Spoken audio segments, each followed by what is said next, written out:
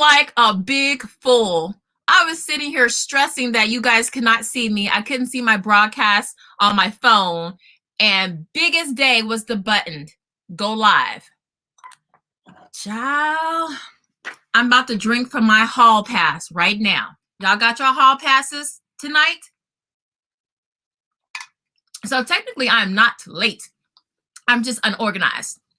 But I got my hall pass, or for some of you new age teachers, your exit ticket. So make sure you have that and some snacks because we're going to have fun tonight.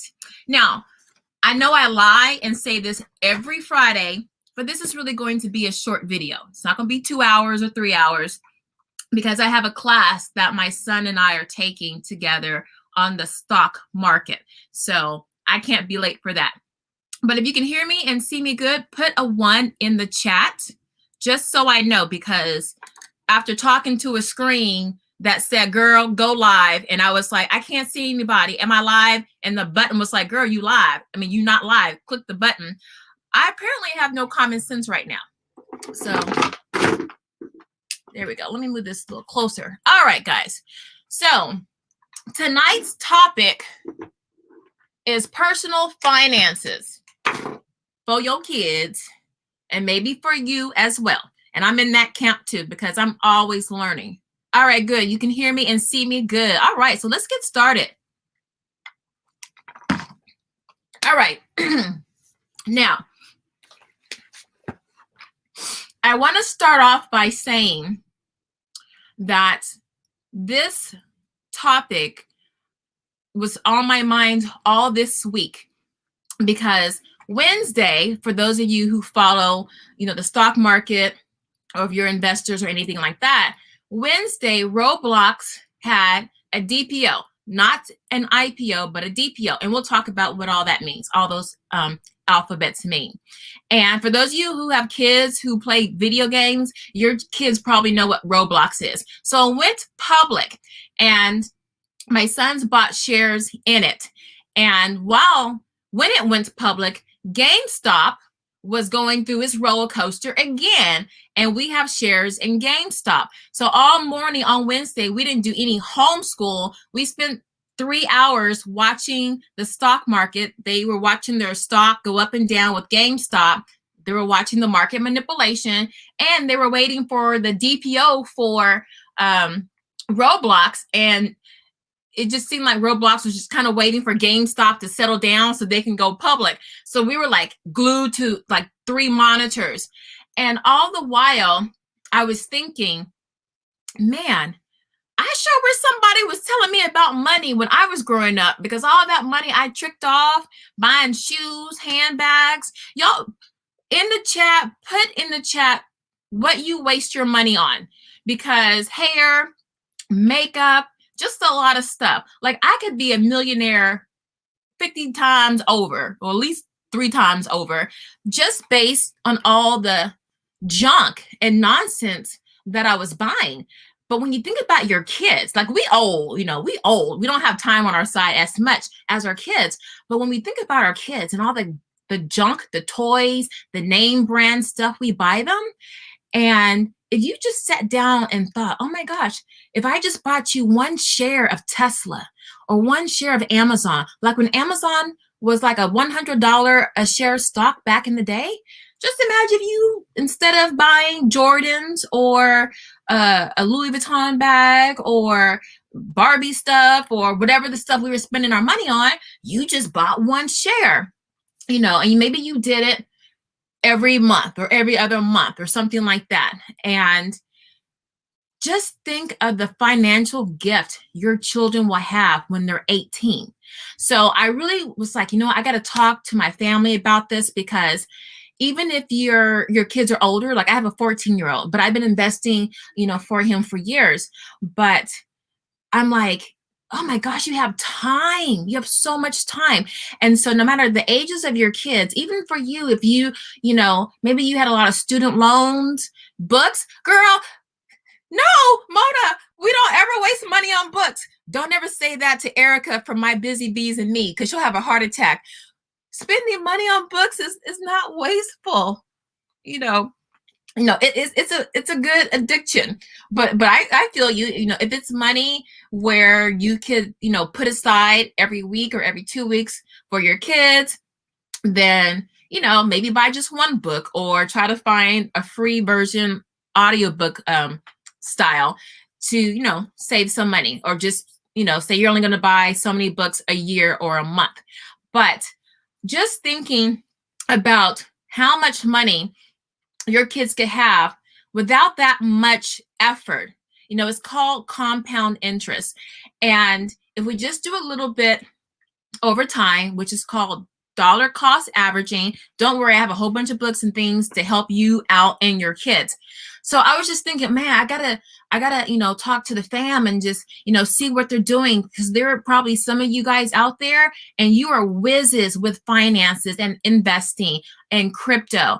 I'm like intermediate level because I've been doing it for like crypto since 2016 and investing since my oldest is 14, since he was like 2. But I wasn't consistent with it. I didn't know what I was doing. I was kind of wasting stuff, just throwing something here, forgetting about it. I'm like, oh, what brokerage account did I put that in? Didn't even remember. So I was a messy investor. And that's not a good investor. So that's what you do. Muna, y'all put in the chat, what do you spend your discretionary income on? I'm really interested in seeing what you guys are buying. For me, it's books. Y'all saw that bookshelf over there. It's books, but now my hair and stuff, I buy synthetic hair, so it doesn't cost that much, like $20, $30. But back in the day, I had a clothes habit. Even though I would shop secondhand, I would still buy lots and lots of clothes that it wasn't even a discount anymore. My husband, he likes all the latest gadgets, and that costs a lot. My kids, just all the toys, and so it's just a lot of waste, and we never really had a budget.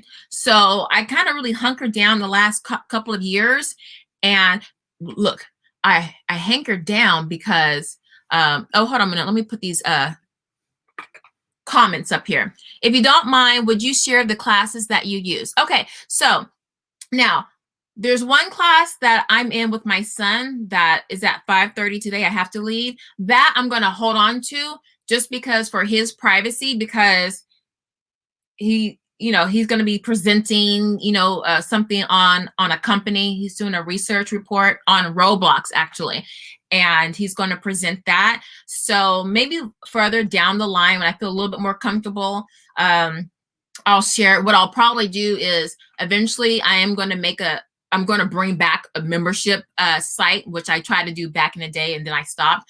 And that way we can be more personal. I can share more personal things and we can do things together.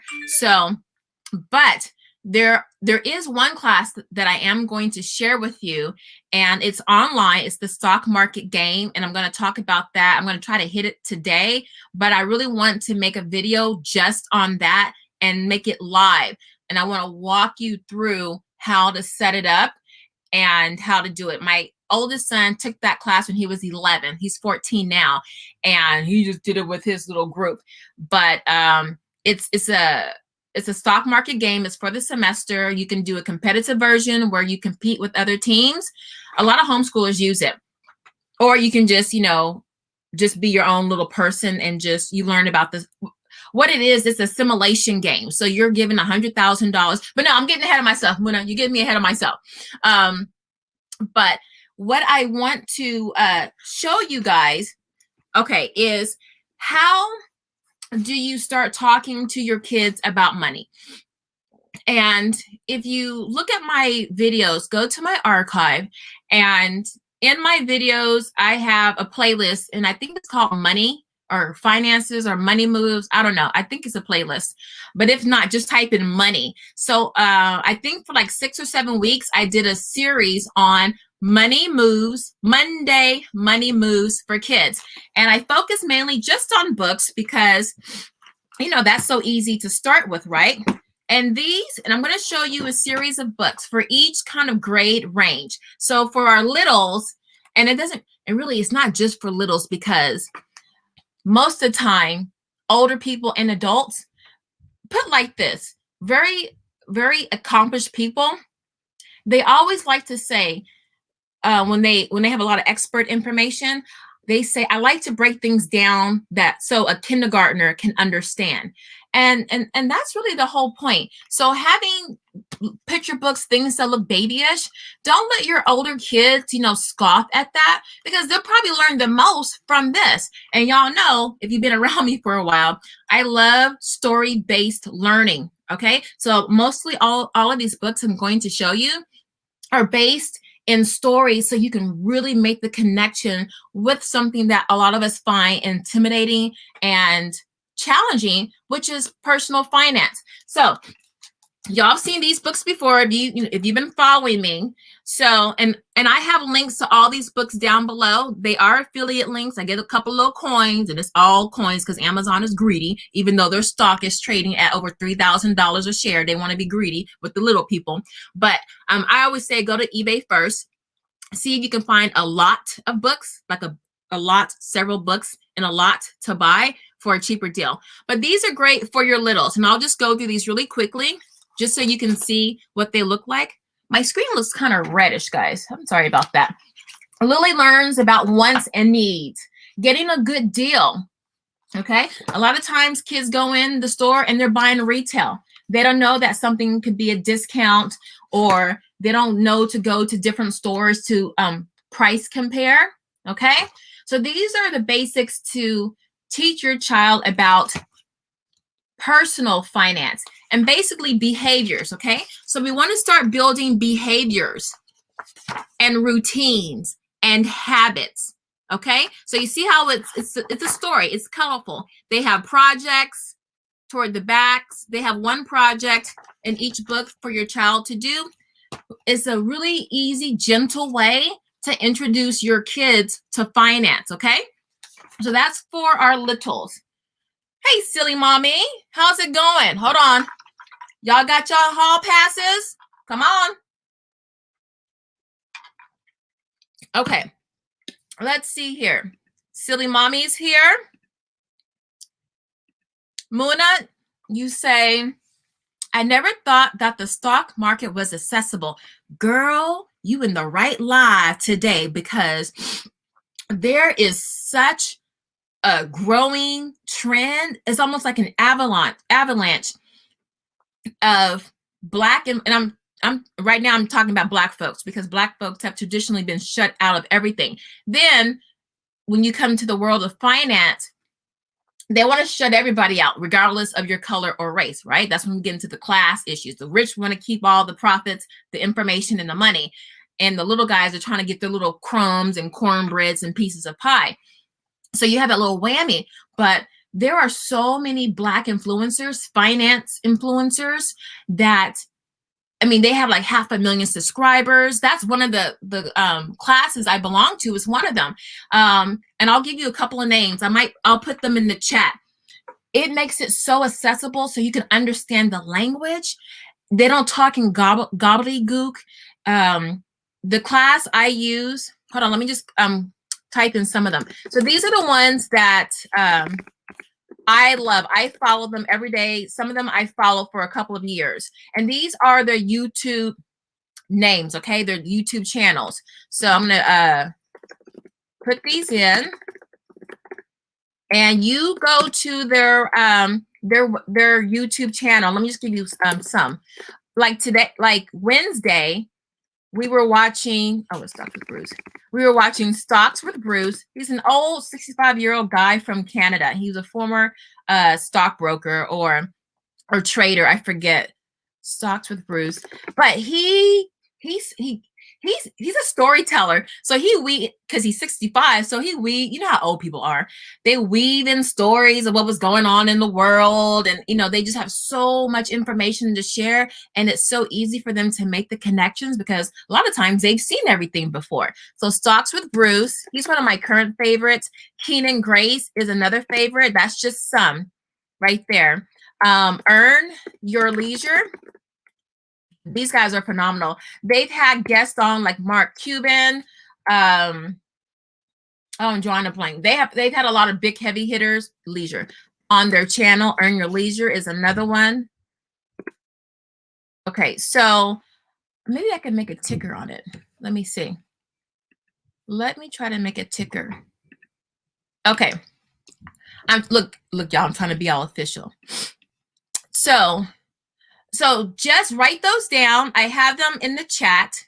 Write down those YouTube channel names. So Muna, they will not make you say that the stock market is inaccessible. They will make it accessible to you, and they will explain it to you. Now, if you don't want to go to the YouTube, right now, this is my little Bible. This is such a great book. It's called Go Stock Go. Hold on, let me put this up on the screen for you guys. So if you're watching, and for those of you who are watching the replay, thank you so much. So I'm putting the recommendations for the YouTube channels to watch, to learn. I trust these people. I've followed them for quite some time. They give really good advice, and more importantly, they make it very understandable. And they're also pretty, you know, they have a really great personality, no pretense or anything like that. Okay, so, and then we have Earn Your Leisure. So they all have YouTube channels. Some of them, they're more popular on Instagram, and their handle is the same as their YouTube channel. But for this one, this is based on a story. It's a family, and you're gonna go on a journey with this family into buying stocks. Okay, so this is really a good one, and it's for all ages. It's also for parents too. But you see, hold on, y'all, how it starts off. Y'all know I love color. You got the color, you got the story. Hold on, this little thing is, there we go. You got the story going on, and then it starts to, you know, it gives you lots of vocabulary, and it gives you connections for it. Now, toward the back, it gets a little bit more, you know, advanced, but not too advanced, not too advanced. And it gives you just a little bit more information. But look, that's not scary. A little attitude teenage girl, but it's not scary. You see, it's nothing scary. Okay, this is really good. This one will really help you understand like compound interest, dollar cost averaging, IPOs, things like that. This is a good one. It's really cheap. It's on Amazon. This is a good one. Okay, now I'm gonna show you a couple more. Well, actually, I'm just gonna show you one more because I'm going to have a video on my favorite finance books, and that will be next week. So this will really be the last one that I show you. Now, this one, hey, Samantha. Hey, I just popped on to say hi. I'm cooking dinner, but my notification just pinged. Oh, cool. No worries. Go get your dinner. If you want to come by, come through the live, make sure you have your hall pass, okay? Or your exit ticket, and we'll see you, okay? We love Samantha. She always brings lots of great information into our live discussions. Let's see. Okay, so whatever happened to penny candy? Now, this book didn't cost a penny, but listen. Okay, now, look. Okay, y'all, we got to have a book club because right now I'm reading the Creature from Jekyll Hyde. It's on the history of the Federal Reserve System.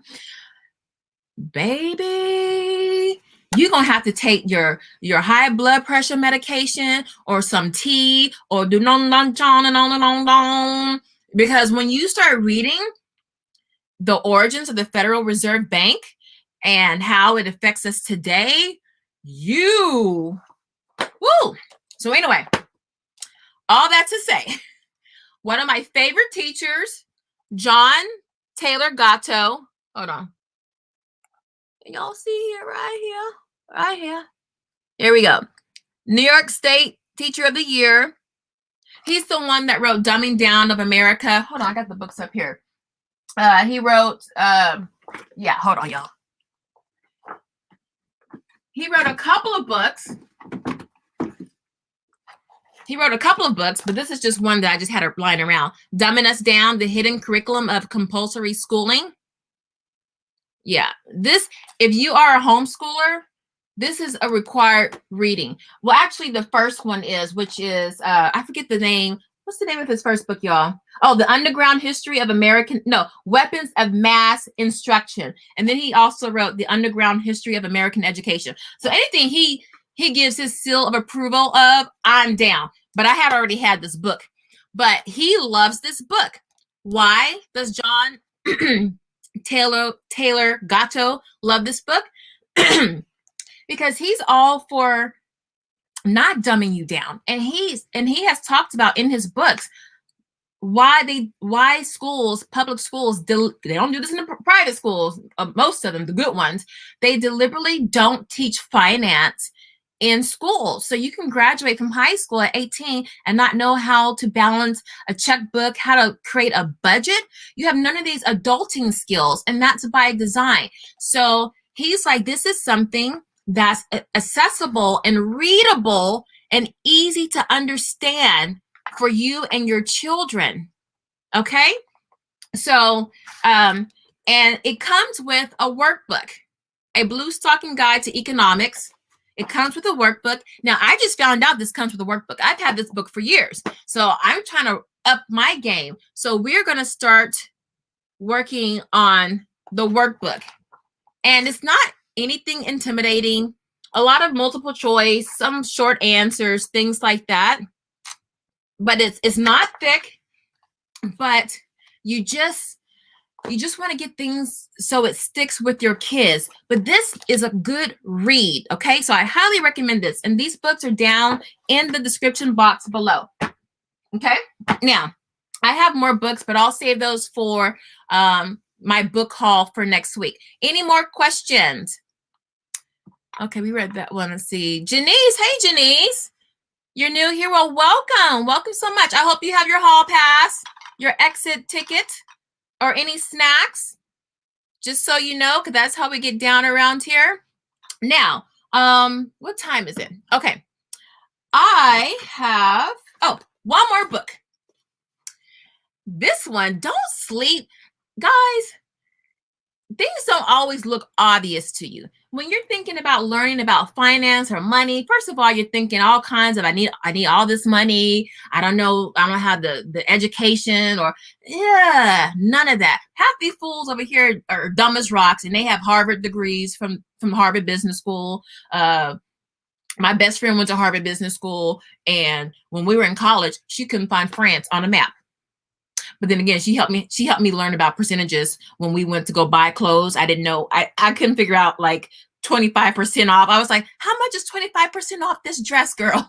She had to teach me that. So that was pretty dumb on my part, and she was dumb on her part. But listen, okay, don't sleep on this. A lot of people know about the Lemonade War, okay? It's a series, 5 books in the series, and by Jacqueline Davies. And this is my 3rd child and our 3rd read, so it's barely hanging in there.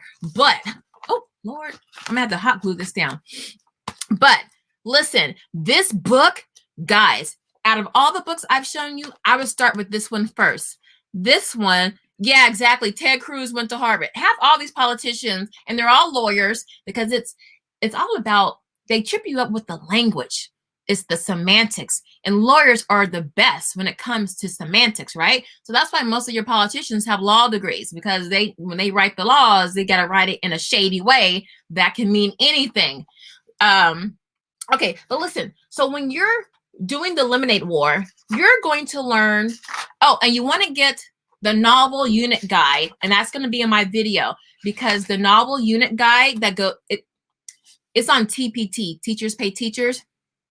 It doesn't come with this, but that one will really make it stick with your child, the business side, because they'll have lots of questions where they can really think about the decisions that the kids are making. But look at the table of contents. They are all vocabulary words that are business related. See? And then you get to see how the children, interact, how their behaviors, their thought processes. I mean, all of that. So this is really a great book for them to see, what does a slump look like? what does,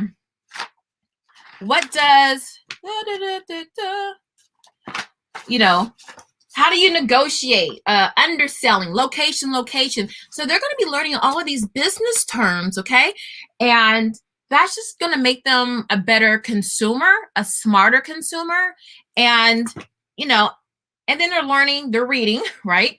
And the grade level, I know when I use the study guide, they gear it towards 3rd and 4th graders. The kids in here are in 4th grade, but I've seen people in the reviews use it for 5th grade, 6th grade, and even in high school when they're specifically teaching a point. Because remember, when you're teaching something that's mysterious and scary to people, you want to teach it like they're a 3-year-old, right? So the Lemonade War, okay? You can probably get this from your library. Now, I haven't read the rest of the books in this series, although I own them. So I don't know if they take these concepts further, but it's a good way. I wonder if they have a movie out.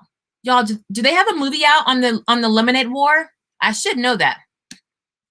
Okay, so those are the books. Those are the books. We like story-based books. Those will help you with your learning. Now, really quickly, actually, I have a surprise for you guys. So remember when I was telling you like the last 2 weeks, hey, if you guys want to come on, shoot me a DM and come on and we can talk and I can have a specific topic for you to talk about, or we can just kind of shoot the breeze. Well, I do have someone to kick off our special guest live, our inaugural special guest live session, and I'm going to bring this lovely lady on. And this lady, y'all, I've known her for years. She is dear to my heart. She's my best friend, and she is amazing. You listen to me and you think I know a little bit about something, double that with her, okay? So I'm going to bring her on, and you guys, I want you to show her a lot of love. All right, girl. There you are. Hey, happy Friday. I'm laughing because I'm sitting here as you're talking, and I'm like in my Amazon cart adding those books as you're I'm adding them in. We are on it. I know, that's like, I was watching Erica from My Busy Bees and Me, because she finally, came out of the hibernation and she put out a YouTube video. It's been a couple of months. And she was just doing a live. I think it was her first live. And I'm sitting here, because she has a lot of books. And she's talking about books. And like, hey, Erica, we're supposed to be talking about books. And I'm putting things in the Amazon cart. She always has a lot of good books. Oh, yeah. Book junkies. You were talking, and I thought I actually pulled out some that I actually found. Oh, let me find the camera. Oh, that's a good one. And we got a brother on the cover. Yeah. Oh, I got two. Hold on. Let me get out. We haven't started reading this one yet, but it came highly recommended. And so this is the Lemonade must be the theme. This one is the Lemonade Escape.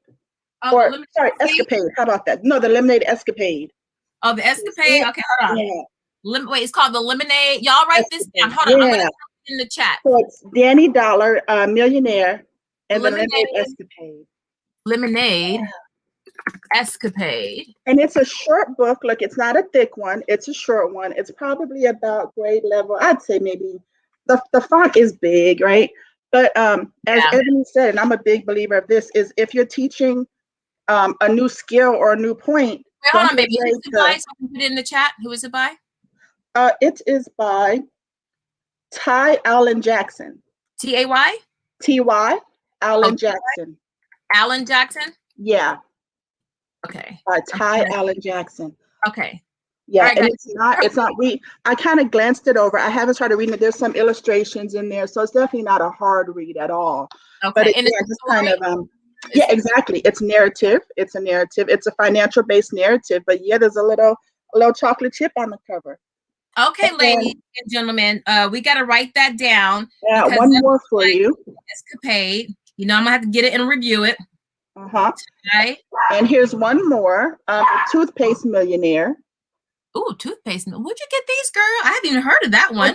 So because of you, I told you we're starting to do our finance series.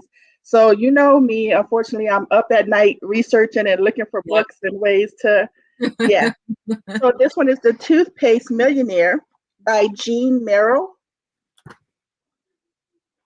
The toothpaste. I'm gonna put that in the chat, guys. So just hang on. I spelled tooth. Oh goodness, toothpaste millionaire. I know how to spell millionaire though. Who is it by? By Jean, Jean. Last name is Merrill. Merrill. M as in Mary. Uh-huh. Oh, M. Can you see it? Merrill. Okay. Yeah, got it. Merrill. All right. So we have the toothpaste millionaire by Jean Merrill. John Merrill. Is it your fancy? And the lemonade escapade. So everyone in the chat, in the comments, breaking into personal finance, I think one of the easiest ways is through stories. Keep it as simple and basic as possible, because then you remember those stories. So don't feel like it's intimidating. If what you have in your hot little hands is intimidating, drop it like it's hot, and then go find these books that we're showing you. And then once you feel like, first of all, you got to do the basics. If you're spending $4,000 a month, no, let me be realistic. If you're spending $3,500 a month and you make $3,000 a month, we got to reel it back and work on, behaviors, buying behaviors. So don't look, my son is 14. Now, when we went back to our life skills, our Friday life skills, I put all these out, because if you don't practice it regularly, yet your habits are dropped, and then you try to work out in January, and then over time you were doing it 3 days a week, and it's 2 days a week, then it's maybe one, then it's none, forget, and then you have to start all over. So with P's, this is where your kids can carry you, because kids are quick to tell you when you're doing something wrong. Too quick. You ain't gonna spend any money. How come you buying that Target handbag? Why you got them earrings in the cart, Mom? They start calling you out. Do we really need Ben and Jerry's tonight? Ben and Jerry's is $4.99 a pint. They start telling you. So they really will. Yeah, they'll hurt your feelings. So we want to start with the basics before we get into the stocks and things like that. So I showed this earlier to the people. This is a series by Cloverleaf books, the money basics, and that's what we want, because most of us, we don't have the money basics. That's by design. Yeah. And so we just want to create habits and routines that are realistic, that we can realistically do over and over and over again. And every millionaire that I listen to on a podcast, they always talk about their habits. They're very simple. They ain't got 11 million habits. They got like 3, maybe 4, and they're consistent with them. So that's what we want. So give me some questions.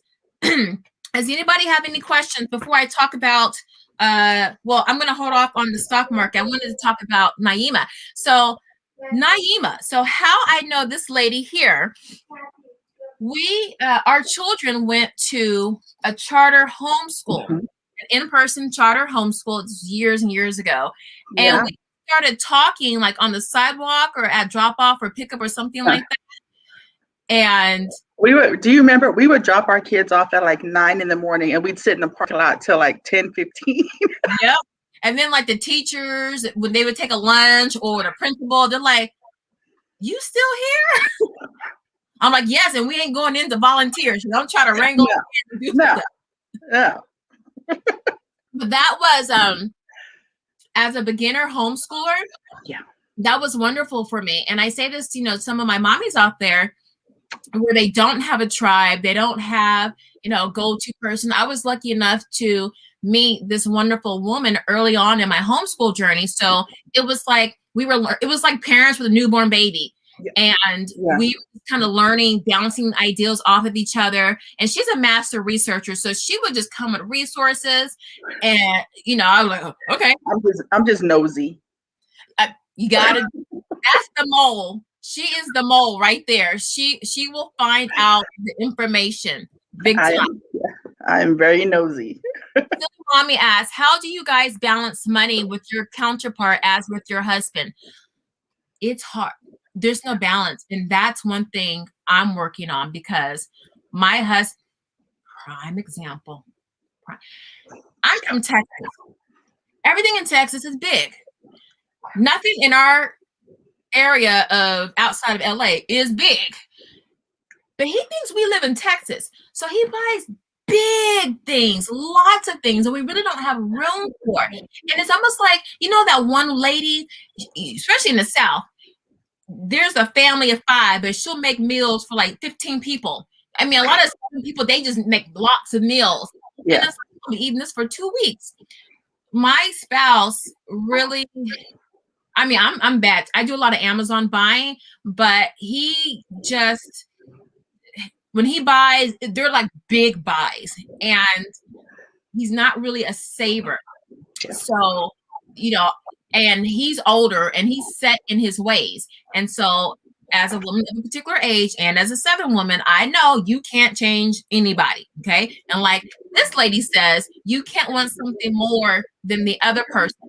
So I just, you know, I just teach my kids, and I let them see, because they're learning, they start seeing what's different. Oh, I get it now. I don't even have to say anything to them. I'm never disrespectful, but then they see, because I'm like, once they started making some money with GameStop, like back in January when it first had its like crazy ride, once they saw their portfolio, it was like, Mom, can I clean out your tennis shoes? I had mud on my tennis shoes. Can I clean out your tennis shoes for $5? They were trying to put all kinds of ways to make money. Yeah. When you have a spouse or a significant other, and if they're reckless, where, you know, you're like, okay, where's all the mortgage money? Then you're gonna have to take some different steps. But like my email, you know, back in, you know, for you, like how did you deal with significant others having a different mindset toward money? I think lead by example in terms of, you know, again, and I have that is very much my philosophy. One, you know, you can't really change. I always say it's not my job to change grown folks. It's really not my job. That's their job to change. It takes a lot of responsibility off of me. But once they start seeing that little nest egg that you have growing, and they're seeing theirs not growing, they'll start coming to you, you know, and they'll start looking at you. Well, how are you doing that? Oh, okay. And you know, oh, now okay, let me show you, this is what I'm doing. You know what I mean? And even with our kids, just kind of let me show and then tell. I'll show and then tell. But you know, I find that the more you talk, our partners don't hear. You know, I always joke about, we sound like those peanut adults. Womp womp. You know, they just hear. So I just kind of started stashing stuff away. And as my nest egg started growing, and you know, they see theirs isn't, then it's like, oh, well, what are you doing? So but it's tough. Looking over the fence. And you're absolutely right. Our kids are absolutely watching to see what we do and looking as, okay, well, you know, this is working, so I'm gonna follow the one that's working. Oops, sorry. I'm sorry, Naima. I don't have your name on your screen. It's not showing up. Can you see your name? I can see it. Okay. Oh, it might be the comments are covering it. Okay. Yeah. So it's the best advice I can give is to build your own nest egg. Okay. And like Naima said, lead by example. And that's really in life, because when you're losing weight, you can ask your hubby, your friend, whatever, come, let's go to the gym. Let's go to the gym together. Let's eat this. Let's eat right. And whatever. But when they start seeing you lose weight, girl, what you been doing? Let me go. What time you get up in the mornings? Okay. So it is leading by example. When they see success, they want to be a part of success. So with, you know, the person you're with, you just do your own thing and just hope that they look and notice, and then they're motivated by that. And if they're not, you know, like I said, if they're not being reckless with the finances, then, you know, you just let them do what they need to do. But if they are, then you start putting yourself in a position where, like my mama always said, you always have your exit money, where if the SH blank blank hits the fan, you're going to be all right. You and the kids are going to be all right. Yeah. All right. Jesse Glaze says, I started doing the Dave Ramsey financial piece. He also has Smart Money, Smart Kids course on his site. Have you seen that? What do you think of? Girl, listen, where is it? I got the envelopes. I bought the envelopes for the kids. Hold on, let me see. I think they're right here. I got the now, Naima, you've heard of Dave Ramsey, right? Of course, yeah. Can you tell them a little bit about it, if you what you remember? You know, I know that he has one for children too. There's also the other one, and forgive me, I can't remember the author, the one who wrote Rich Dad, Poor Dad. Oh, They both have, they both have subject matters where you can teach. I know that Dave Ramsey has one for, I think it's like smart kids, smart money, something like that, I think. And for me, I'll tell you the truth, I'm not ashamed to say I'm learning with my children. I really was not always financially responsible. I was one of those people that my mother raised me and would tell me, make sure you save your money. And I was like, she know what she's talking about, and so now, as an adult, now I'm like, oh shoot. So I'm learning now. And so I'm actually really 30 plus learning with them I'm too. like, oh shoot. Whew. Yeah, but and even now I'm telling my kids, listen, if you grasp, I have a 12 and 13-year-old. And so I'm going, if you can understand this now before you hit the workforce, you'll be set. You get to choose when you retire. You'll be making different choices than your friends. Right. You'll be choosing where you want to live as opposed to looking for the cheapest rents. You'll be making your choices in life will be a lot different. So I am absolutely in the School of Finance with my children. We are learning together, but I'm learning to exactly what I was saying about lead by example. Like I can't, like you said, I can't be out there buying that extra lipstick if I'm telling them, to save their pennies. I absolutely have to lead by example. And I tell my kids, no is a perfectly healthy word. Absolutely. It really is okay. It also works on that life skill of emotional restraint, because a lot of what we spend is impulse buying and emotional. Yes. And I know we're the prime, offenders of that, but men do it too. But we really take it to the next level. And so it's just starting to be aware of, when those triggers are going to happen. Is it certain time of the month? Is it when certain friends come, in and out your life, or whenever your mom comes to visit? What are those things that trigger you, that make you feel such a way where you just have to go out and spend something because you're upset or you're depressed or something like that? So you really want to watch those triggers, and then you want to replace that with, you want to have to combat, the preventive ways. You want to have like 2 or 3 activities or things to do to combat when that negative energy comes your way, and you want to go out and just, maybe you gain 10 pounds, or you didn't get that promotion, or something that is going to make you really angry, and you need to, decompress. What are those things you're going to do? Are you going to meditate? Do you go work out? Do you have a go-to girlfriend that you can call? What are those things you can do to kind of bring you down, so you're not out just buying, and then you feel even worse after you made all of those buys. Yeah. As to the Dave Ramsey, I've heard about it. My sisters used it. I bought everything's downstairs, the Robert Kiyosaki book. I also have the game. If you check one of my archives, I talk about that game on my Monday Money Moves for Kids. But I just got into the envelopes because, as a business, I have a business. Naima has a business. She has a nonprofit. She has a school for homeschoolers, and I'm going to have her talk about that in just a minute. But I wasn't really making it practical for them. Like, they're spending, they know how to spend, save, and all of that. But it's the tracking. I wasn't making it like a daily habit, something that they can eventually start doing on their own. So I know that Dave Ramsey has the envelopes, but there's another one where they're like this, but they're the size of an envelope. But those of you who do Dave Ramsey know what I'm talking about. But hold on, let me make sure my information's not showing. And it's my tax information. But the Dave, this, but it's the size of an envelope.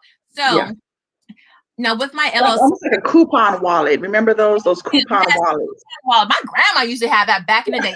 Nothing new under the sun. Dave Ramsey ain't invented nothing.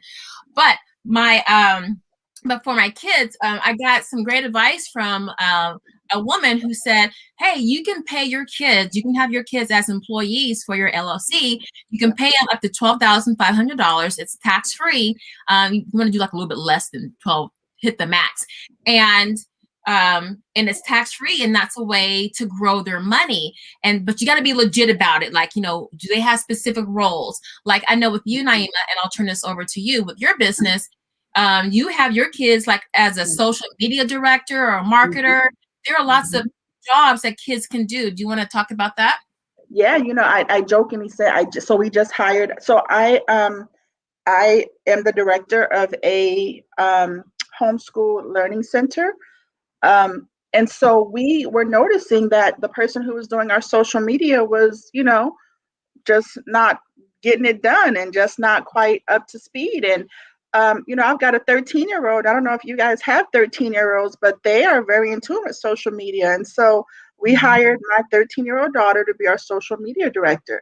And so she's in the process now of gathering information to update our website and to create our Instagram and update our Facebook, and just to really update what we've had. And so, and exactly. So it was funny because, she and I sat down and we negotiated her pay. And it was hilarious because, at the time, a lot of conversation about the $15 minimum wage, and she felt she should earn a Did you hear what Miss, I got to call Miss Naima sometimes. Did you hear what she said? She sat down with her daughter and they negotiated her pay. This is why I get that lemonade war, because right here, chapter 9, they talk about negotiations. Oh, yeah. Okay. Yeah. And my argument, or what I had her argue, is, why are you worth the amount of money that you're saying we should pay you? What skills do you bring? What can I expect from you? And I really we had her on a Zoom call with my other co-director, and we interviewed her. And I didn't hear about that part. That's it was hilarious. It was absolutely hilarious. Yeah. But, and so we actually talked her down a little from her $15 asking price. And we said, as you learn skills and as you demonstrate your work, then those pay raises come in. And we talked about what that looks like. Right. But, absolutely. We had a full interview, and getting her used to that idea. First of all, one of the things that I know I'm guilty of is my children think money, it just poof, and I always joke about that poof. My son just asked me today, can we go to Target? And I told him, I don't go to Target with broke people. So do you have any money? Because I'm not taking any broke people to Target, because then I spend my money. So do you have money to go? And so having those conversations about, well, what are you spending? Well, what do you have? Do you need that? Right. But so going back to the interview with my 13-year-old, so we absolutely hired her. She attends our team meetings. She had to let them know what she needed. And so we just had our first team meeting since we hired her on Monday. And so she had to tell the staff what she needed from them and give them a date. And I actually just gave her a planner. And so I'm teaching her how to use her planner so that she can put in the dates that she requested it, give them about 3 days to send a reminder that this is what you want. And I'm teaching her how to write professional emails. And no, this is, if you're going to earn your money, this is your job, this is your title. And so fast forward, when she is in a position and ready to start creating her resume, she'll absolutely be able to put this down, social media director. So, yeah. And that's legit. That's absolutely legit, because the jobs, the jobs are so different now. So kids don't have to work at McDonald's or Wendy's, all of these, fast food jobs, or these other jobs that are like minimum pay, really no job skills experience aside from getting up on time, showing up on time, but really cultivating a skill set that can actually pay you. So I think that's phenomenal. Go girl, because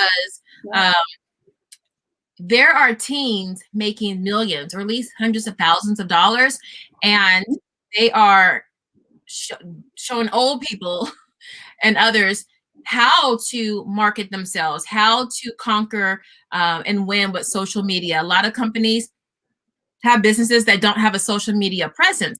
So those are skills that she can take when in a couple years, and she have her own little consulting firm, and she could really be making bank for that. Yeah. We we have a we have our first male. Sometimes we occasionally have males that come through, and when they do, I want to make sure I shout them out because we know homeschool is not just moms doing it. We know dads are doing that. We know boys and girls. It's all a mix. So I want to get to some of these questions, and I'm going to miss my 5:30 class, but I am going to text my son for him to get started on it. All right. Matthew says, how do you balance regular subjects like math while adding curriculums and subjects? Now, you do know who that is. I know who that is. I don't want to say your baby.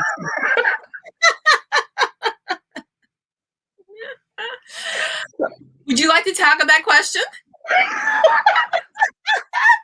Because I'm sure you've heard it before. So I do apologize. The reason that we're laughing is because that is one of my little learners right there asking that question. And math is not his favorite subject. So he is like, he wants to answer, just get rid of it. Just let me keep counting your money. Yeah. So exactly. So that's why I'm like, really? So exactly. And like I told him, listen, you really do like math. He's constantly telling me he doesn't like math. I told him you really do because you like to spend money. So the fact that you like to spend money tells me you like math. That's right. We're gonna get over the hump. So. And we talked about this a couple of lives ago. I think 2, we talked about subjects that we neglect for various reasons. And sometimes you do need to have that hump. You got to kind of moonwalk away from it. Yeah. And come back because, the work is going to get done. It's never really a race. We forget sometimes as homeschoolers that we have a lot of time. We don't have to cram everything into one semester or 1 year, even if you're in states that have a lot of reporting and requirements, or if you have charters that have their requirements. You need to learn how to be those little Italian and Russian stores where they have the books they present to the accountant, and then they have the off books, the real books. You hear from me. Just make sure you're compliant with the laws in your state, but you might have to have 2 sets of books, Yeah.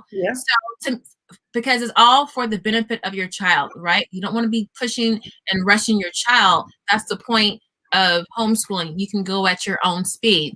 Yeah. Jenny says, I taught financial literacy to first graders with Money Troubles by Bill Cosby. Oh, that's an oldie one. Taught my niece financial literacy with Bob Kiyosaki's board game and enrolled special ed students in the stock market game. Janice, okay, girl, look, you can come on the show in a couple of weeks. Now, the stock market game that I was referring to, and I'm not sure which one you're referring to, Janice, but this one, I'm going to do a live on this one. But in the meantime, and I'm going to put the link in, sometimes the links don't work in the chat, but I'm going to put it up anyway. But it's the stock market game. Hold on. You can just type in, this is what it looks like. Hold on. And I'm going to show you a better version of that. See here, the stock market game? Hold on. You see that? You see the symbol right there? Okay. So that's the stock market game. It is free. You know what? Oh, I can do a split screen. Wait, let me be adventurous and try to pull that up. Because right now I'm in the teacher. It's a month-long class. It's for the teachers to show them how to use the stock market game to teach their kids. Right now, you can go sign your kids up. One doesn't matter. You only need 1 kid. You can sign them up as a team to participate in the stock market game. It's a semester-long program. It's totally free. It's a simulation game.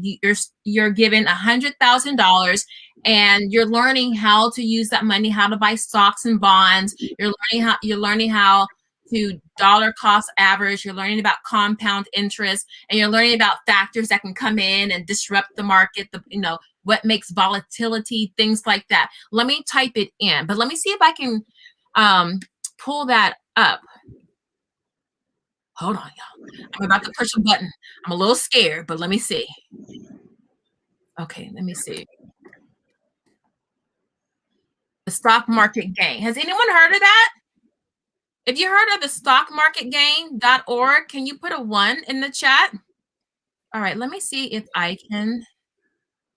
Oh, No, I can't do that. I'm in a different browser. So quit Safari. I'm going to see if I can pull it up on my screen. Oh, I already had it up. Okay, let me see if I can share it. Okay, guys, hold on. Let me see if I can share it. Go back to the beginning. Okay, so I'm going to share the screen. Hopefully it shows my screen. Okay, this is new for me, guys. Let me see. Okay, I don't see it. Okay, let me try this one. I don't see it. Okay, maybe I need to read up on this before I try to do it. All right, I don't see. Oh, share. Oh, share screen. Okay. Oh, I need to have 2 monitors.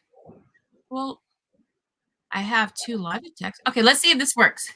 All right, can you guys see my screen? Can you see like my website? Share your entire screen. No. All right, let's see. All right, can you guys see? There it is. You see it? Okay. Yeah, I have no clue what I'm showing you. Okay, I'm going to take us off. All right, can everybody see this? Uh-oh. Wait a minute. Okay. I'm showing you. Okay. There, Can you guys see a big blue screen that says the stock market game? Yeah. Okay. Now I'm gonna click on something else to see if you guys can see it. Can you see something that says, go back. CS50X. Perfect. Okay. Okay. So it works. Oh, okay, cool. Okay. So this is the stock market game. This is the video, a future video I'm going to share with you guys. I'll probably go live. This is totally free. It's been around for quite some time. So what it is, this is the stock market game. So it's a semester-long program. You're given lots of materials to help teach your children and yourself about, let me just take the tour, about the stock market. Now, my oldest son, okay, I just want to show you like the inside. I don't see if it's going to let me in. I might have to log in. You have lessons, projects, correlations. Let's see if this shows you more. I want you guys to see what it like actually looks like. Okay. All right, I'm going to have to do, okay, you can see, no, you can't really see that much, but you're giving a hypothetical cash account of $100,000, and then you're building a portfolio of stocks and bonds and mutual funds. And okay, I'm going to have to do a regular video where I figure I can log in because I don't want all my my stuff to be showing. Okay, so but anyway, this is what it looks like. Yeah. So, all right. So you have, let me set this up, guys. This part is impromptu. So you have several sections. And this is what I printed up. So this is for the teacher, okay? It's not that much. It's not that much. But you have understanding the stock market game, what you need to do to prepare. You have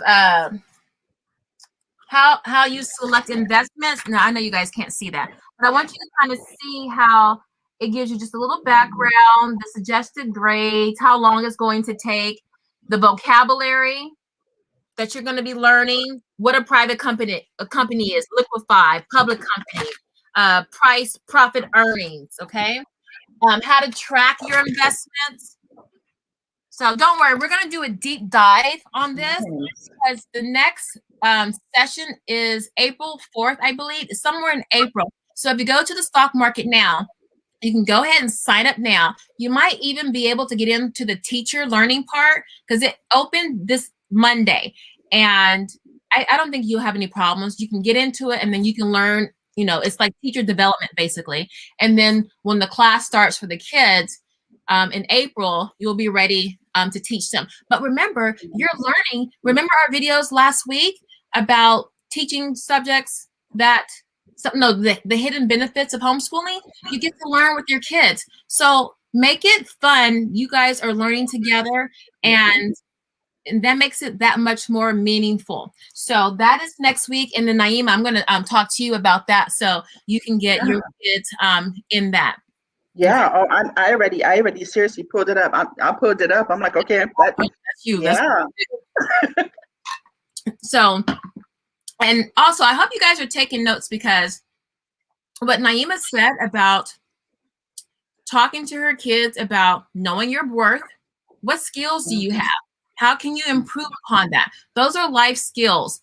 Yeah. Muna was talking earlier. I think it was Muna. She was talking about how things don't seem accessible.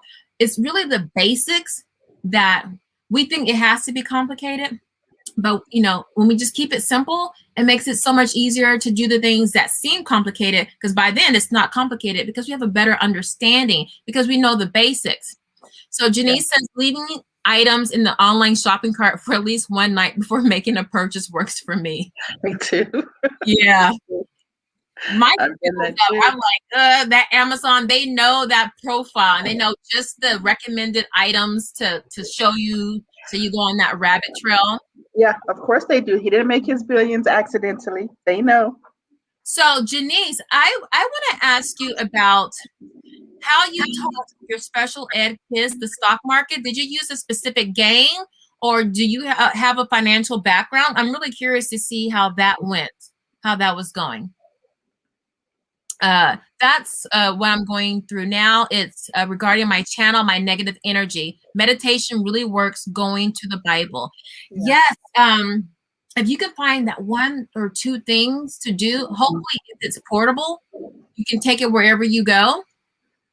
So if you're, you know, visiting parents in New Jersey or family, and, you know, get on your nerves, you know, the tools you have, you can do it wherever you are. I know Naima, this woman is a saint.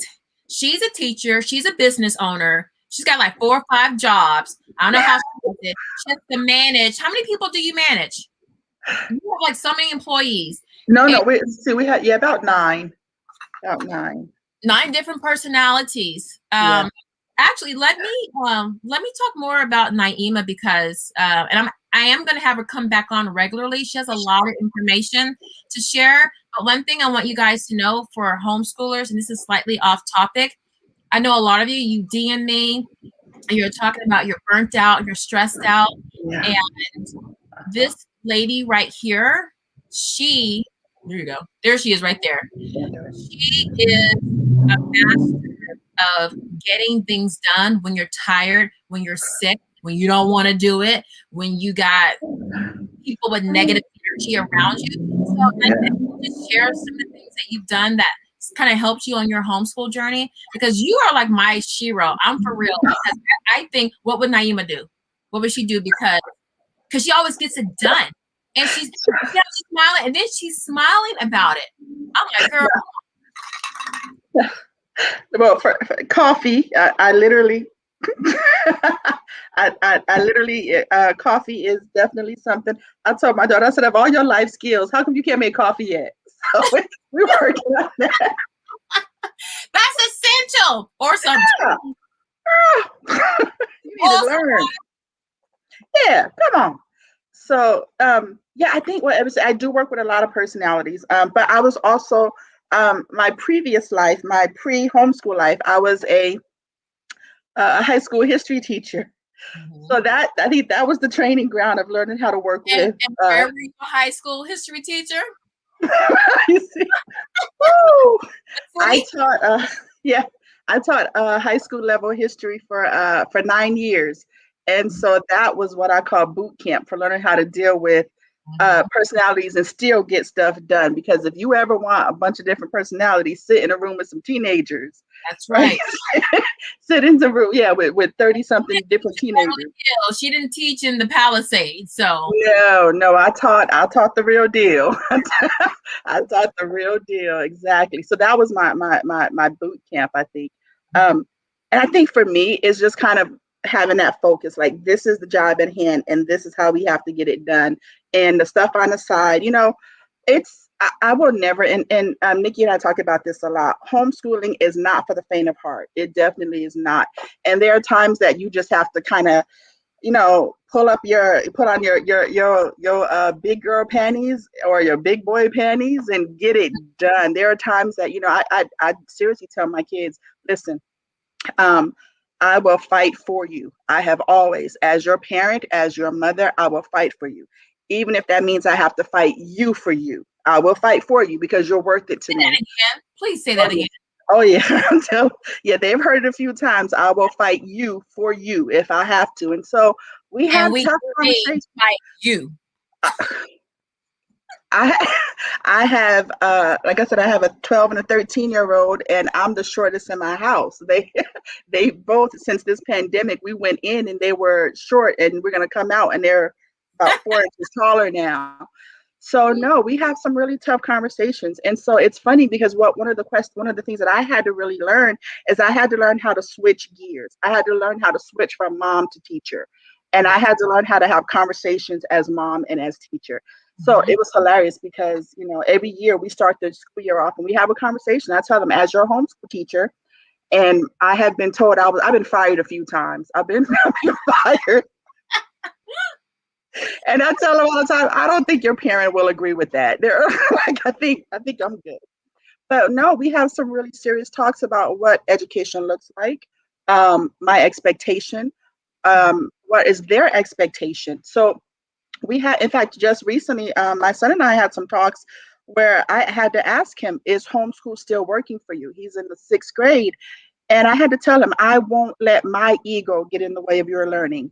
Yes. So if you feel like homeschool's not the best place for you to learn, let's have that talk and let's explore other avenues. And so he came back to me about 2 days later and said, no. And I had to really honor his honesty. He said, no, this really is the best environment. I have to change my attitude. And I really appreciated his reflection. And so our conversation became, how can I help you? So in other words, if this curriculum is not that interesting, we have choices, we have options. Let me know it is. Or if maybe there's a particular topic that you would like to study about that I haven't talked about, let me know. We'll dig it up. I'll give you a prime example. Over the summer, I would say right about the start of the year, I had a goal of having my kids do academic decathlon or pentathlon, I think, right? And they were studying the Cold War. Well, this was shortly after the George Floyd incident. My kids and I had gone out protesting, and my son just sat down and said, and forgive me, he just said, I'm tired of studying about white people. And again, this was shortly after, George Floyd. And so I looked at him and I asked him, well, what would you like to do? And he said, I just want to study people of color. Yes. Enough said. So I politely unenrolled them. You have always exposed them to this woman here. She put on a class. People do birthday parties. She does learning parties. She did a learning party on, the great Bessie Coleman, all these great men and women aviators, and she did a party. You're right. I forgot about that. Yeah. My oldest one remembers. She had the money. You had to buy stuff and negotiate parts and products for airplanes. But so her kids have been exposed to African American, people prominent in history. They want to come back to that. Oh yeah. Oh yeah, I forgot about that. Yeah, we did that at an airport, and that's another thing. Tap into your resources. We had a friend who has. I made him a friend. I found out he had an airport hanger, and so I just decided you're gonna be my friend, and so we had access to his airport hanger. Just make people. When you were in elementary, and you just decide, you got cool stickers. You're gonna be my friend. That's right. So yeah. But I really feel like our kids need to see themselves in what they study, you know what I mean? And see their importance in their work. And so absolutely, I always try to expose my kids to amazing people that should get more credit. So, So when he said that, I was like, well, then that's what we're doing. And we switched gears. Because I really, and talking about the Learning Center, the name of the Learning Center is More Academy. It's MORE.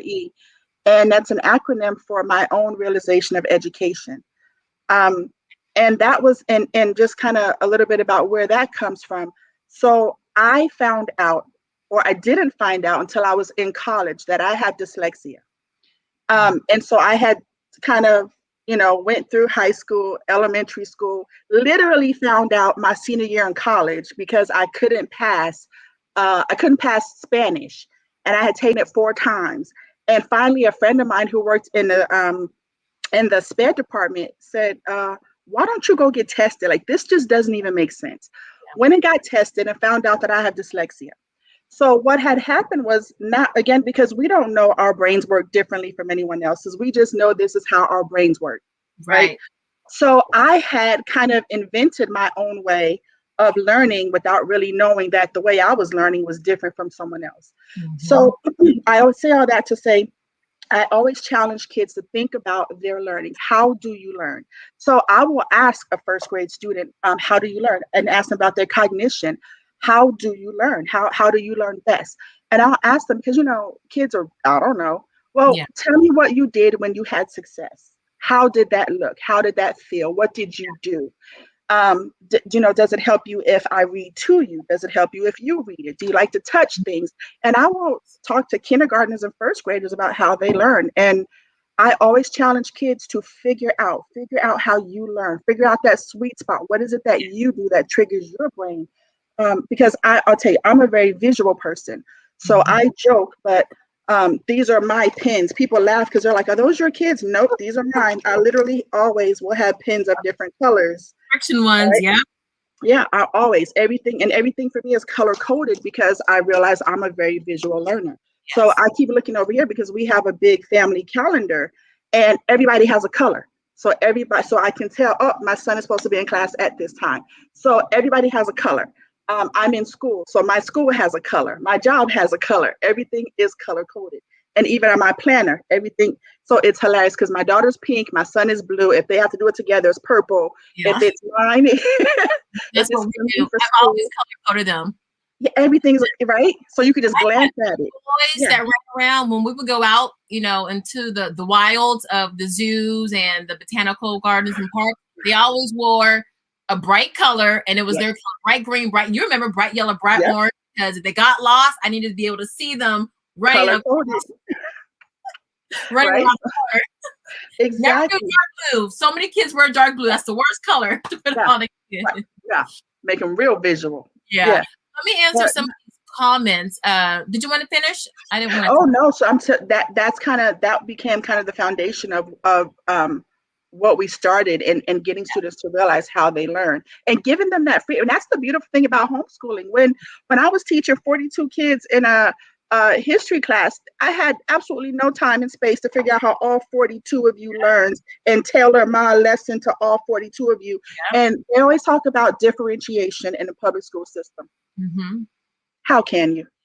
It's tough. It's tough. No, but you certainly can with 2 or 3. Yeah. So those are good jewels that Naima is dropping. Really having your child take ownership of their learning. And when you just, what? It's always like the girl. Y'all know I talk about the plain Jane girl that no one ever wanted to take out.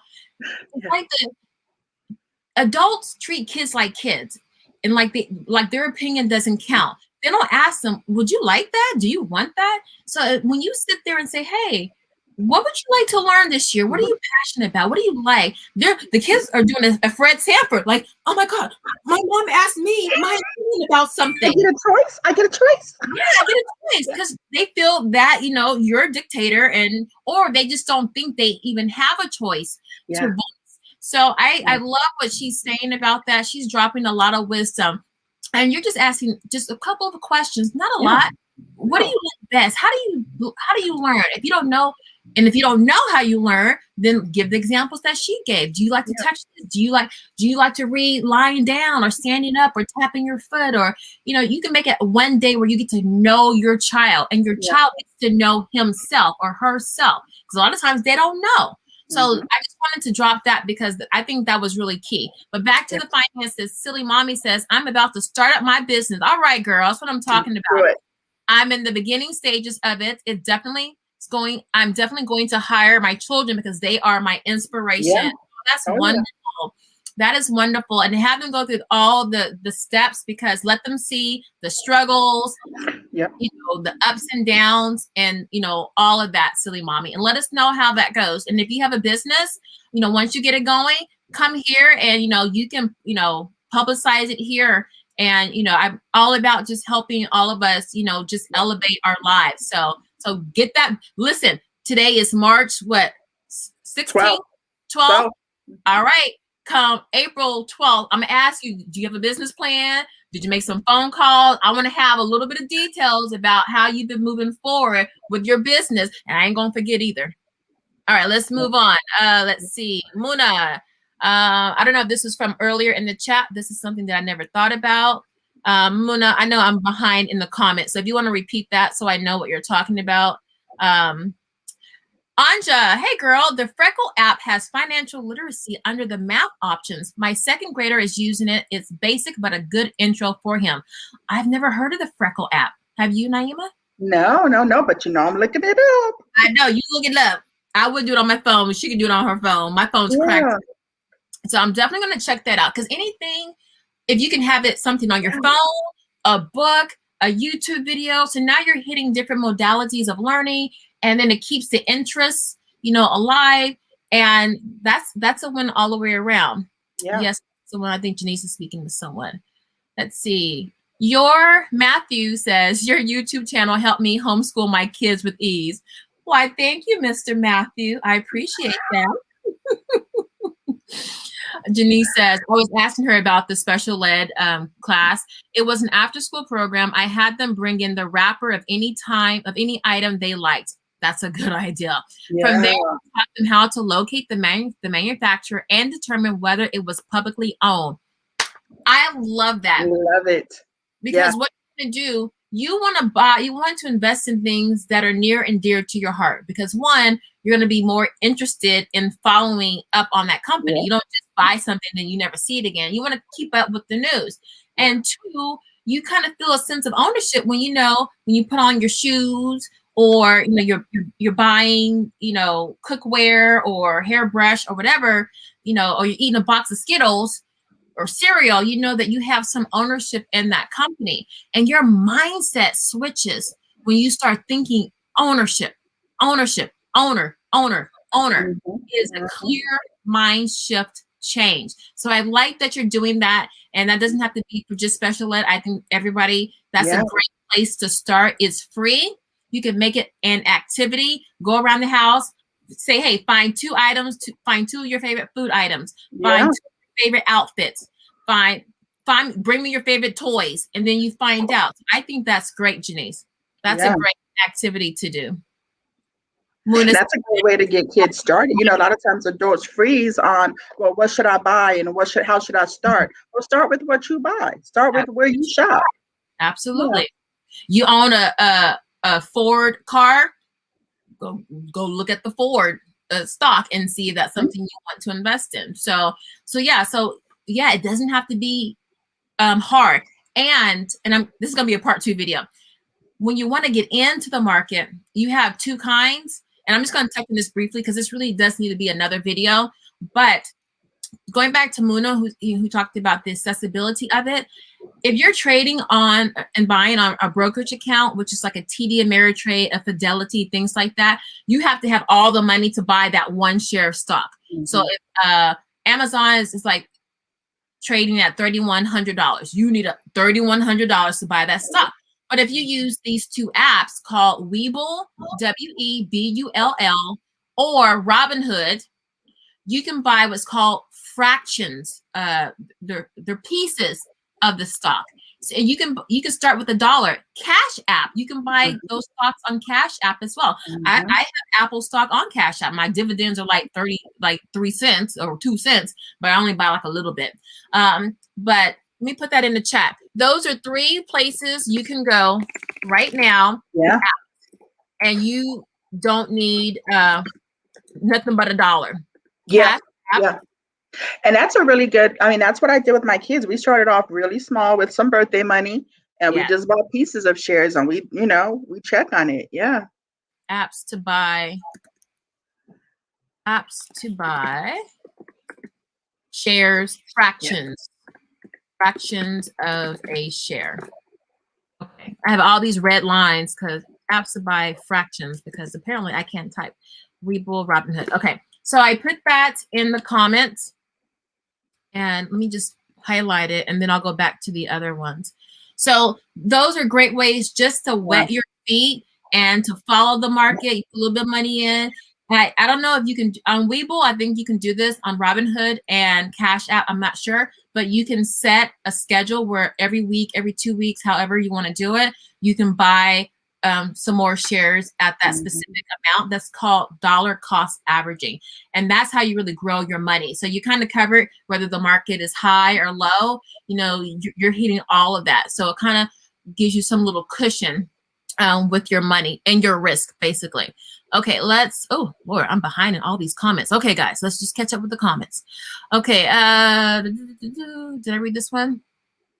Okay, from there, Janice, you were on fire tonight. From there, I taught them how to read the financials, broke them into groups, had them discuss their picks and agree on one stock to buy. The 5 or 6 groups competed in the game. Okay, so what, did you do the stock market game, Janice? I'm wondering. Because I like that. That kind of sounds a little bit like the stock market game because there's a lot of discussions, but you buy more than one stock. But if you're in a group, you guys, you're building your portfolio. Some people might have a whole bunch of stocks as if they're an index fund, but usually people have like, you know, less than 10 stocks because that's kind of manageable. But yeah, I'd like to know more about that. You should come on the show next week and talk about that. Yeah. They did well too. I wanted to give them something that no one could take from them. Absolutely. Yeah. I was a hearing officer of suspended students. I felt the need to do more because they were discouraged in school. Girl, that's wonderful. I hope you're still doing that because some kids already get always get, you know, the crumbs of everything, and they're just neglected, and people take advantage of them. So just having given them that pride and that just pride of just knowing, hey, I'm doing something that no one, like 98% of the population doesn't really know. Yeah. That's huge. That's huge. Empowering. Have you come on Janice. I'm gonna DM you if you're on IG. If you're on IG, no, email me. It's in my description box. You can DM me on my IG account or just email me. It's in the description box below. So I want to talk to you more about that.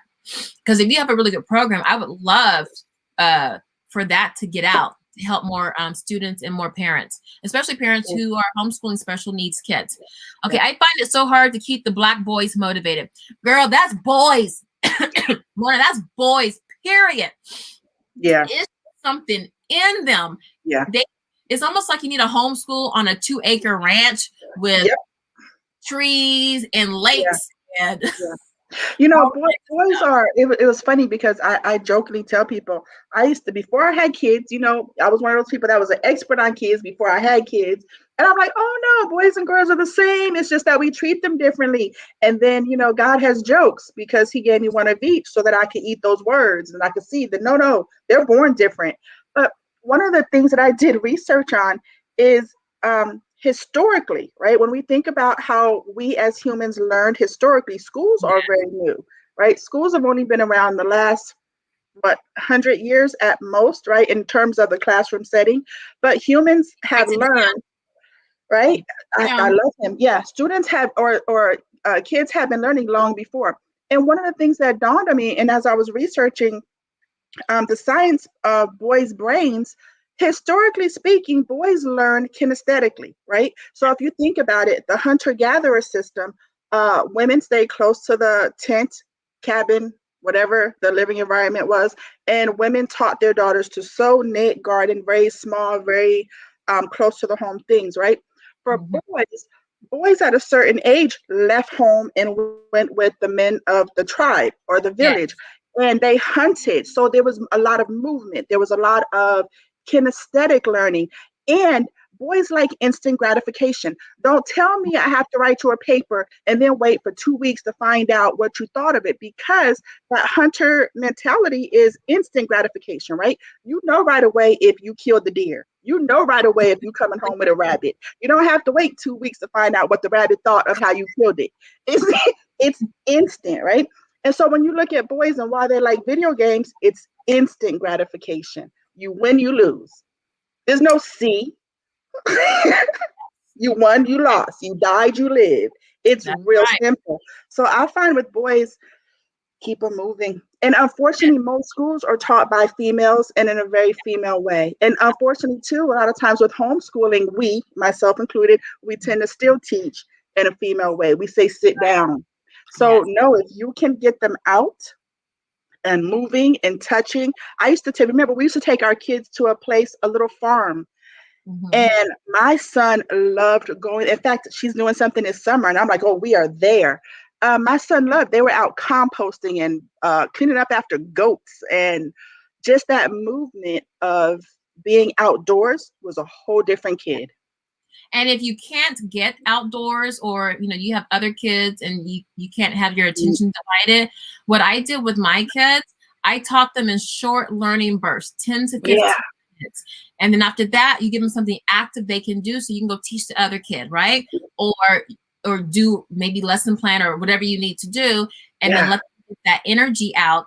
And then have like 2 or 3 things. Like I had a set number of exercises that they like to do that they can do it was like a monster app on my phone, right?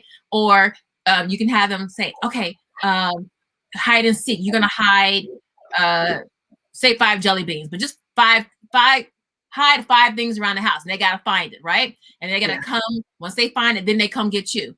But something, don't get them moving. They don't care about. Like keep them going. So yeah, you have to go? No. You know what I was going to say? I looked over, depending on the age of your little ones, I used to love, those huge Post-its, like the poster size Post-its you could stick on the wall? Yeah. I would give my son a clipboard and put those up all around. And just the fact that he had to move around the house to get the information to answer the questions on his clipboard. And I would have them like just all over the house, up and down, different colors, but just to tap into that hunter mentality of how to move. And I would give him a clipboard. Great video. That's a good idea. Yeah. Because, and that's not just to say that girls aren't like that too, but overwhelmingly, those are traits in boys. Hold on, I'm gonna write it down. I know I got ADHD. What'd you say? There absolutely are some girls who are kinesthetic. I mean, those girls that like to paint and do art. And, again, I call them the kids that like to get their hands dirty because they want to touch it. You know what I mean? Yes. So, but I mean, and I think that's a good practice for all kids. And I jokingly tell my kids, get up. You got the blood is going to your butt. Let's get off your butt. Let's get the blood moving. But for boys, keep them moving. I'll put a video out on that. I do have one, homeschooling multiple ages, and the things I have in there work wonderfully for boys. So go look at that in my archives. I have lots of great tips on that. Doesn't matter the age. The main point is just getting them moving. For those asking about Janice's YouTube channel, a number of you are. Here's her name. This is her YouTube channel. I've already subscribed, Janice. Guys, go support this lady. And Janice, please put out some videos on that financial literacy. Right now, everyone's coming in. They're learning about that. It's a snowball. It's a movement. You'll start getting a lot of subscribers because I think what you're doing is pretty amazing. So guys, go support Janice Spitzmiller. That's her name. Go click that and go support that sister. All right. Absolutely. Let's see. Look for successful children on the banner. Okay. I live in New York City. Okay, here we go. Here's another one. The current school system was established to accommodate the needs of the Industrial Revolution. The system is absolutely. And that's something that's hard to tell parents. Yeah. It was the oppression system. They needed factory workers, nothing else. Look for me on IG, same name, and pick. We will, girl. I got you. Okay. Yeah, Janice is on it. I mean, I have conversation with parents all the time about, my child is smart. Why can't they succeed in school? And I tell them the problem is your child is a thinker. There's no room for thinkers in school. We need doers. School is made for doers. We need you to produce something. We don't need you to sit there and think about it in school. So getting them moving. And thinking. How sad is that schools don't have that space and time for thinking? Well, if you read the Creature from Jekyll Island, which is what I'm reading, you will understand how all of that comes into play. But it's from the perspective of the top 1% and why they need. John tells you from our perspective, the creature from Jekyll Hyde, Jekyll Island tells you from the elite's position why they need those workers, those factory people. Okay. How else can you get rich if you don't have workers, right? Yeah, yep. Let's see. Tiffany says, I just joined on, but I've been watching your videos for a while. Did you start the boys with a book on finance? Yeah. So back in the day, I started. Oh, I just dropped it off. I started all the boys on the basics of, see the dog-eared, dog-tooth book edges. I started the boys on the basics of personal finance because I wanted to work on behaviors and cultivating those behaviors. So this is the Cloverleaf Books Basics. So if you go to Amazon, I have one book on there, but once you click on that book, you'll be able to access all the other books down below. And these will help, Tiffany, get you started with teaching your kids. And it doesn't matter their age, because not that long ago, I pulled these out because I wasn't being consistent. And so what's the point if you're not consistent? Because then you forget everything and you have to start all over. So these are the books I started them with, okay? Let's see. Yes, I did the stock market game that you were talking about. Oh, so Janice, how did you like that? Because my oldest son did that when he was 11. And I never did the teacher thing. He did it with another student, another group. So I didn't know much about it. Okay, let's see. Okay, I think I might be caught up. I skipped some of the ones that you guys were talking amongst yourselves. Okay, yes, everyone does have different learning preferences. And you want to talk to your child and watch your child to find out what those are. Yeah. Okay. Let's see. Okay. So I think I am caught up. Okay. So, okay. Charlotte says, can you show that book again, please? The John Taylor or this one? You said book. I'm wondering if it was this one. By John Taylor Gatto, Dumbing Us Down. And then I'll just show you one, because once you, look on one, you can get all of these. Now, I have all of these books down in my description box right now below. They are affiliate links, so you know I'm gonna get like 3 cents every time you click. But if you just click on one, you'll be able to see all the rest of the books in the series. I hope that's the one you were talking about, Sahela. All right. Does anybody? I am heck late for my other class. Does anyone have any? Oh, the Jones Taylor. Oh, okay. He has 3. I'm sure he has more. John Taylor Gatto. And he breaks it down. He is no joke. And he also, Mr. Taylor, also recommends this book. Yes. He gives, where is he at? He gives his seal of approval on whatever happens to Penny Candy. Okay. Now, actually, if you wanted to teach this to your high schooler, like economics, if you got a 9th grader, 10th grader, if you just got a high schooler and they need that semester of economics before it starts, this is what I'm going to do with my son. Mm-hmm. Economics is such a mystery to people. Yep. This is a story. Here's a story. Not only is it a mystery, but the way it's taught in school is still not true economics. Look at this. Dear Chris, you see how they're talking about economics? But it's story-based or it's situational, okay? It's not, you know, those dry little books that makes you fall asleep, which is by design. Those publishing houses, McGraw-Hill, Harcourt, Brace, that's by design. So you don't really get into it. Yes. Okay. Let's see. Google VART questionnaire to learn about you and your child's learning styles. Yes, there are a number of programs you can use to figure out what your child's learning styles are. There are more than your basic audio, sensory, kinesthetic. They're more like music, movement. You know, they're more intelligences, if you will, that your child can be inclined toward. And your child could be a couple of them, and a mix of them, absolutely. So I'm just dropping stuff everywhere. So definitely, you'll want to look at that. If you don't have the time or the patience, you know, you kind of want to watch your child. But quite honestly, a lot of people really learn well when they can, if you can at least get at least 2 of the senses going. So because you want retention, right? You want that retention. And it definitely, if you have a boy, if you can just throw something with, you know, where it's hands-on some way, shape, or form, then that's just gravy all around. Yeah. I do music, I do aromatherapy, I do movement, we do it all. Not all at the same time. Some things, you know, music in the background, my son's on his back reading upside down, you know, whatever it takes. And, you know, you have to just honor that. Okay. So Miss Naima, so I need to have you back on so we can just talk, just the two of us. I know this this live was supposed to be focused on personal finance. We are going to come back to this. I have a feeling this needs to be a series, and I want to focus one on investing with the stock market, and then the other on creating habits and routine for you and your kids, and go from there. Definitely go from there. And also, even just the realities of homeschooling, survival guides, right? Yes. On Fridays, we have lifestyle, and I hate the name. I need to come up with a better name, or my kids need to come up with a better name. But on Fridays, we have life skills. And today, well, our water heater was leaking, so we had a lot of noise and stuff going on. But my oldest son is working on some beats to sell. One of them is called Chewy. He's playing on the piano.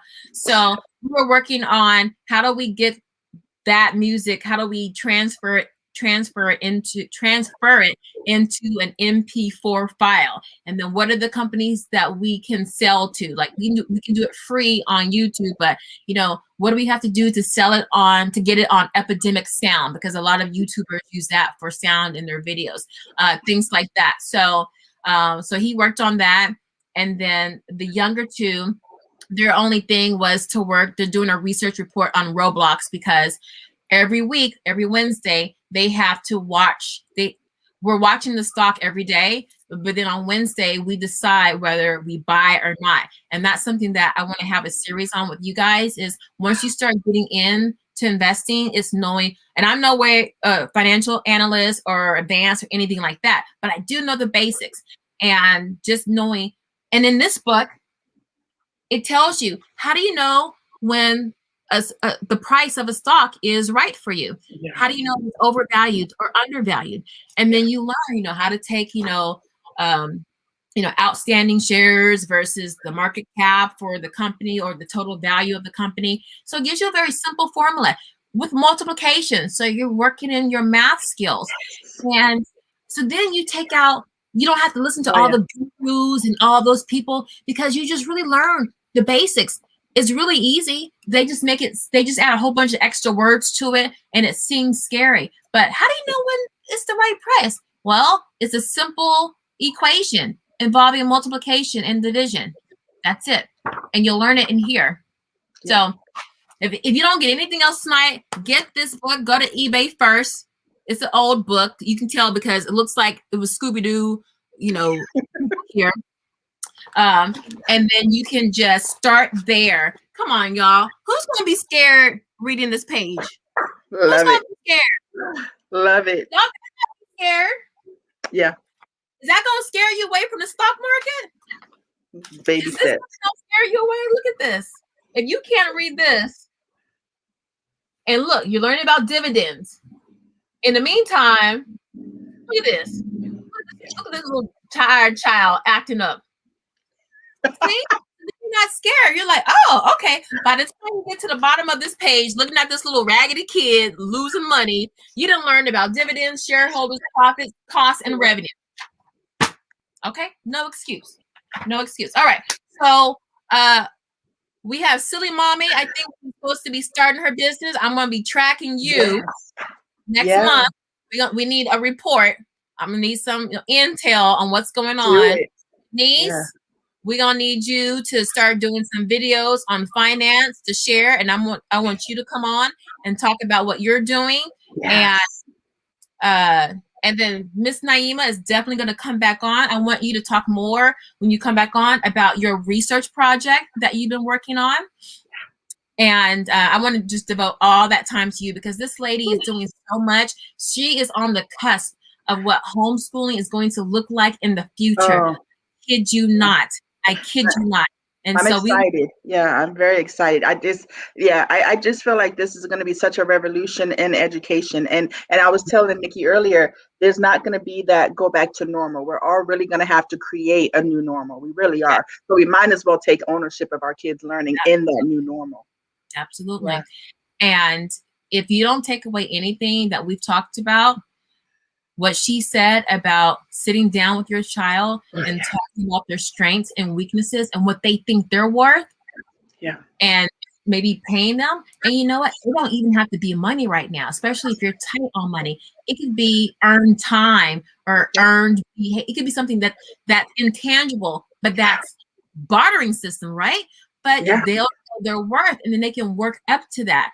And then just if you're going to use those apps, Webull, Robinhood, and Cash App, is $1. You can start with $1. You take your phone, because you take your phone and give it to your kids anyway. You take your phone. Hold on, do I have anything here? Okay, no. You take your phone and hold on. Go on to Cash App. Go on to Cash App, big old green screen to tell you you about to be in the money, and you go and you get Bitcoin. But look, get your stocks. Okay. You can buy your crypto and your stocks. Oh, I'm gonna do a video on how to do this too. Y'all, I got so many videos I need to do. But get your stocks. Oh, I got 49. No, is that me? Total invested. Oh, I forgot about it. I gained $20. See, you just do dollar cost averaging, and see, and all the stocks come up. So, okay, so I have Amazon, Beyond Meat. I know, but you just it's nothing scary, y'all. Nothing scary. Yeah. Okay. If anything, you lose $1. Yeah. You can't buy nothing but with $1 except for a bag of Doritos and some Rolo chocolate things. So I hope that was helpful for you guys. I got to get to our stock market class. Now, eventually I will tell you what class we are in, but just for the privacy of my oldest son, I'm going to keep that undercover. And, but I'll tell you as we're learning, I'll let you guys know, because this brother, he's doing something really wonderful. Does Naima have a YouTube channel? She needs one, right? Listen, your assignment. I'll help you put it together, girl. She does have you know, she's been telling me for years, and I'm like, yeah, I'm juggling so many things. But yes, if you help me, yeah, I will take it. I told her this morning I need to widen my horizons. Yes. What's your handle? Is it just Naima_? You want to give it out? I don't need that. You know what? You can eat. Do you want to do my you could, I don't have to pull it up now because I sent you something from cool. Okay, guys, listen. IG right now. Hold on, Naima. Well, no, girl, let me take care of you first. Okay, so I'm gonna pull up your account because I don't know if you underscore between your name or not, but I have you in my thing. So there is a brother who is doing. My kids are in. Okay, we're in so many classes. It's a free class. It's a 4-week class on personal finance. And you can sign up right now for the May session, okay? April is full. Okay, you are Naima.Jefferson. So let me go ahead and put that in. And it is called Hold on, let me do one thing at a time. Okay, this is Naima. All right, that's her IG. Now, this one is Cool Kids. Let me make sure it's not org or whatever. They have so it's a month-long program. It meets once a month for an hour, and you have homework and quizzes every week. And if you attend each class, and you complete all of your quizzes, I think it's a total of 24 quizzes. They're not hard. With a passing grade, you will get one free share of stock. They don't tell you what the stock is, but it's coolkids.org. coolkids.org. I'm going to put it in the chat. And you can start. Look, they had coolkids.org. They had so many kids that signed up that the system broke. It was like one of those versus battles where they had too many people and IG kicked everybody out. Nice. It was 1,300 kids, and we weren't able to get into the class because we logged in like 2 minutes after class started. Well, we were trying to log in before, we were having problems. And so it was so many people, they had to switch to like a Microsoft kind of system to accommodate so many kids. That's so awesome. So we have actually started this week because they restarted the program. So that's going on for 4 weeks, and then you can sign up again in May for the course. I highly recommend it. The brother who's over that program, he's so passionate about personal finance, stocks, bonds, mutual funds, ETFs, all of that. That is Cool Kids. Let me put it here in the section for you. That's coolkids.org. And then Naima, her ID is naima.jefferson. Okay. And that's coolkids.org. Go check that out. Y'all have no excuse. There are so many free sources out there to help you and your kid. My apologies for misspelling Naima's name. Are you kidding? No worries. No. I've seen NY. You know how they get creative, that creative spelling. I've been called Naomi. No. That's crazy. Okay. All right. So thank you, Lily. You ladies are awesome. Thank you for another great live. Thank you guys for coming on. We will see you next Friday. I'm not sure what that topic's going to be, but it's going to be something yummy. And I will have those videos up next week on what I said I was going to make those videos about. So I want to thank Naima Jefferson so much for being my very first guest. And it worked out. Yeah. All the stuff, because she's a teacher. She's always used to like doing all this Zoom stuff with all of her teacher, educator friends and her students and stuff. And I'm like, I just talk to people. I don't even. Yeah, this is new. This is a new platform, so I'm honored. Thank you for having me. This was fun. Thank you. It was. We definitely want you to come back, and I definitely want to highlight more Academy and your take on what the current landscape is on homeschooling and on your research project, because guys, it's so great to be alive to homeschool right now. Yeah. And this lady right here, she's got her finger on that pulse, and I want to be able to dissect that and pull more of that out to share with you guys. So any last words, anything you want to publicize or anything you want to shout out? No. I think, you guys are in good hands with Nikki. She's definitely always, I tease her because every time I talk to her, I end up while we're talking buying more books. So just clear your bookshelf, because the longer you're with her, the more books you'll be buying.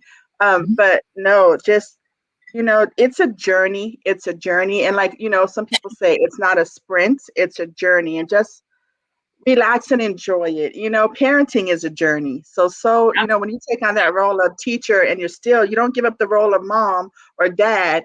So breathe. And have your hall pass.